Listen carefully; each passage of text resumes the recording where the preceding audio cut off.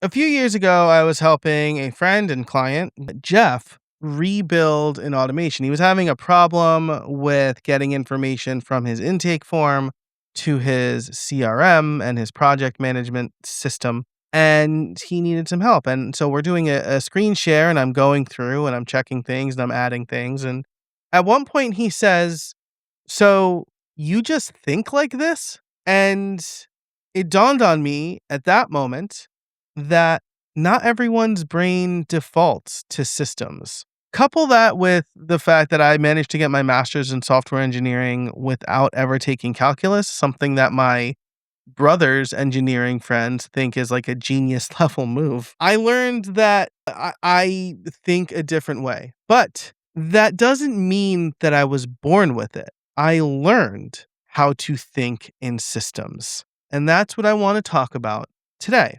Hey, everybody, and welcome to another episode of the Streamlined Solopreneur, where I help overwhelmed coaches, consultants, and service providers build systems so their business doesn't depend on them. Each week, I share one practical idea to help you beat overwhelm, get your time back, and run your business without sacrificing the rest of your life or your health.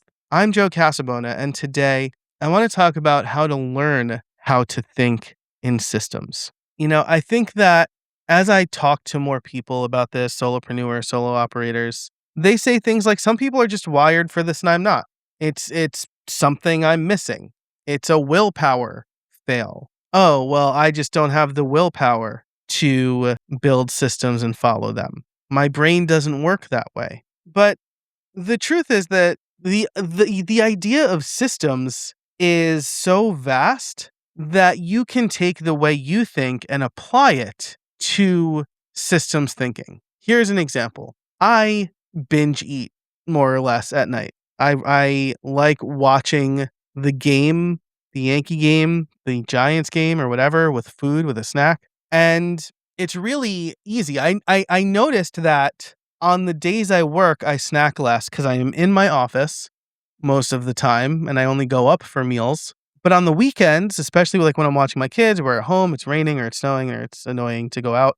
Every time I walk through the kitchen, I'll just grab a little snack. And so I decided to try this. My wife is taller than me. She can reach the top shelf in the cabinet and I cannot without great effort. And so I told her to put my favorite snacks up on the top shelf, right? Which means if I want to get one of my favorite snacks, I need to get the step ladder or find a grabber or ask my wife. And so that system helped me snack less. So I came to this conclusion after thinking about the problem for a while and talking to other people. My therapist actually helped me with this one. But the idea here is that systems thinking is a learnable skill. It's not a gift. It comes easier to some people, just like baseball comes easier to some people, just like going to the gym comes easier to some people.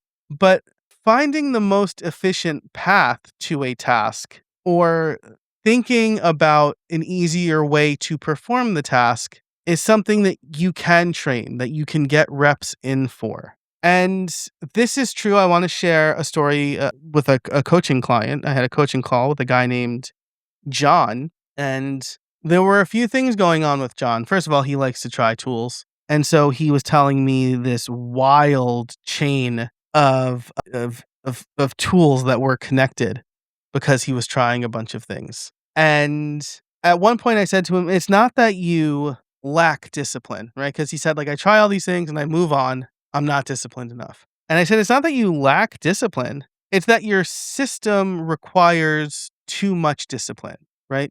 Just like if we kept a sleeve of Oreos on the island that I walk by every time I'm upstairs, because my office goes into the kitchen, right? So I can't leave my office without walking by the island in the kitchen. Or it's a central part of our house, right? So if I'm walking from room to room, it's very likely I'm going to walk through the kitchen. If I keep the sleeve of Oreos on the island, it's very easy for me to reach out and grab one, right?